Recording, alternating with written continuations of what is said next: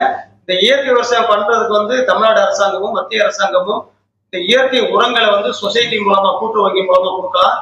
அதே மாதிரி இயற்கை விவசாயம் பண்ணணும் அப்படின்னு சொன்னாலே ஒரு உழவனுக்கு தேவை ஆடு மாடு வேணும்.